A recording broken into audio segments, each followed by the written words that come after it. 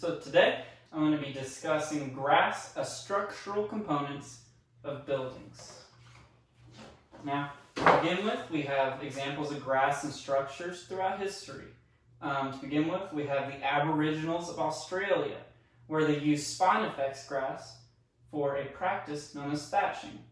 Africa's arid regions, they make grass mats where they weave them together and then they make a giant canvas and then put it over a shell and they have a hut. And then we have the South Pacific tribes, in which they use grass, reeds, palms to make all of their walls, roofs, and floors. And then we have the early and current dwellers on the Indian subcontinent. There, they like to use grass mats as a form of an air conditioner and an air refreshener, where they hang it over the door frame and let air coming in do all of the work. Moving on, we have roofs made out of grass. To begin with, we have the Hanging Gardens of Babylon, one of the 7 wonders of the world. It's no longer here. They used grasses and other varieties of plants on the roofs and the terraces and all the overhanging things, and it all came together. It served its aesthetic function and its functional function as well. It served everything.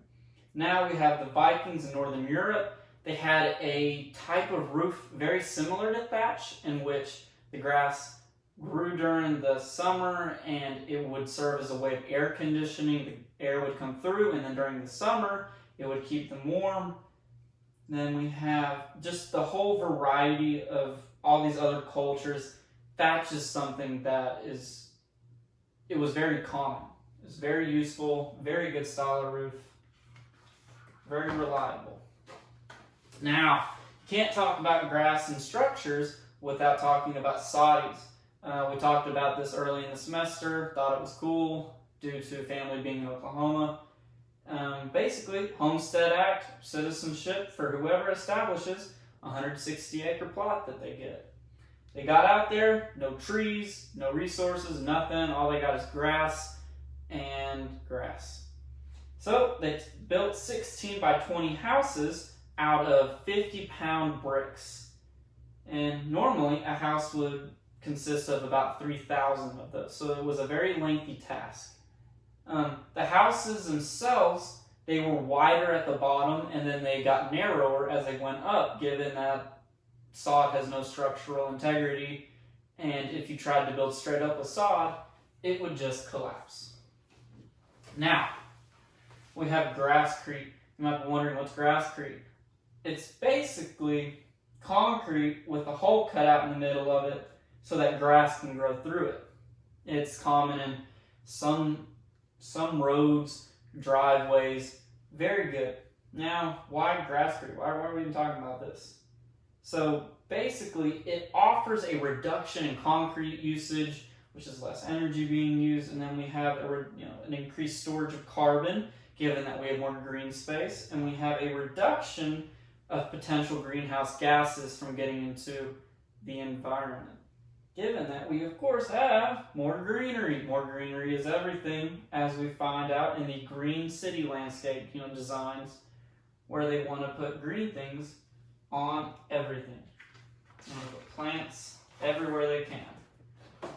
Nothing wrong with that. Now, bamboo-based structures. Bamboo, what the heck? It's a part of the grass family, so I felt it deserves some recognition. Now, why bamboo? Very fast growing, strength equivalent to concrete and high tension steel. It can grow at about 4 feet per day, and some can get up to about 150 feet. So it's very, very useful.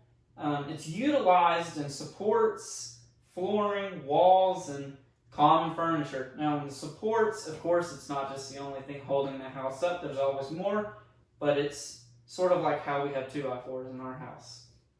Now the flooring. Flooring is what makes bamboo very, very cool. To be considered high quality, it has to undergo a 3 to 4 year hardening process in which the bottom of the chute works its way up and it eventually becomes hard, the entire thing. And after that, it can then be deemed as high-quality bamboo flooring. Now, finally, we have hemp-based building materials. Now, you might be going, oh, well, that's not a grass. However, I did like that it was a plant and that it had research backing it and that it was been going for a while. And so, basically, they take the inner hard part of the woody plant and they mix it with lime and water, and it creates a mold-resistant, very good insulating product that is practically fireproof. You can't do anything to it to really make it go without putting some big fire on it. And now, of course, finally, to justify even using it, it's very fast growing and it's carbon neutral. So little to no effect on the environment as some other building methods, that emit more. Other than that, that is it. And thank you.